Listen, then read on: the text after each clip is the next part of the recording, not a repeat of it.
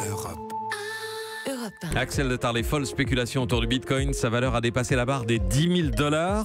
Cours multiplié par 10 depuis le début de l'année. D'abord, c'est quoi le Bitcoin ? Alors, c'est le nouveau tuyau de bourse phénoménal qui circule en ce moment pour gagner beaucoup d'argent en très peu de temps.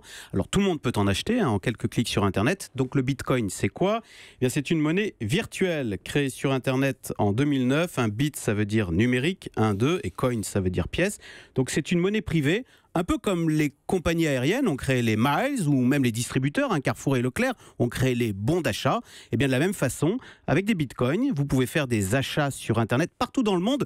Le site de voyage Expedia, par exemple, accepte le bitcoin. Comment fait-on pour acheter des bitcoins ? C'est comme pour acheter des dollars ou des livres sterling. Vous avez de nombreux courtiers sur Internet qui proposent des bitcoins à la vente. Alors c'est cher, on l'a dit, un bitcoin, ça vaut 10 000 $, donc ça fait 8 400 € le bitcoin. Alors vous pouvez acheter un demi-bitcoin, un quart de bitcoin, ça fait 210 €, ou même 0,001 bitcoin, ça fait 8,40 €. Un millième. Oui, mais si les gens s'intéressent au bitcoin, c'est pas pour faire des achats sur Internet, c'est pour spéculer ou faire fortune en quelques clics ? Exactement, tout le monde veut croquer de la folie bitcoin avant que le soufflet ne retombe. Alors vous l'avez dit, valeur multipliée par 10 depuis le début de l'année.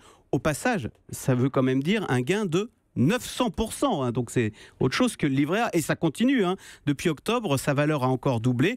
Rêvons un peu, quelques euros investis en bitcoin lors de sa création en 2009, quelques euros vaudraient aujourd'hui quelques millions d'euros. Alors évidemment, quand on fait ce genre de raisonnement, ça veut dire qu'on nage en pleine bulle spéculative. Tout le monde met en garde, d'autant que cette monnaie privée commence à être interdite, notamment en Chine, car on l'accuse d'être à l'origine de tous les trafics. Donc une belle gamelle en perspective pour le bitcoin, mais en attendant, c'est la folie. Jusqu'à la chute finale. Axel de Tarlet. Hélène ? Mais je comprends pas. Il y en a autant qu'on en veut des bitcoins, c'est-à-dire qu'il y a une planche à billets virtuelle qui émet des bitcoins tout le temps. Alors c'est ça la magie du bitcoin, elle est plafonnée. Il y en a 21 millions, il n'y en aura pas plus après. C'est pour ça que si vous voulez, sa valeur. Et comme il y a de plus en plus d'acheteurs, il y en a encore eu 300 000 le week-end dernier, parce que je l'ai dit, tout le monde veut en croquer. Vous avez des bitcoins en nombre limité, des acheteurs toujours plus nombreux. C'est ce qui fait que sa valeur s'envole, mais bon, c'est basé sur rien. Donc ça s'effondrera. C'est basé sur rien. Ouais, mais au Zimbabwe, par exemple, puisqu'on parlait de l'Afrique, les gens n'ont plus confiance dans leur monnaie, et donc, parce qu'il est coté un peu partout, il vaut même plus de 10 000 $ au Zimbabwe, le bitcoin. Très bien. Europe. Europe 1.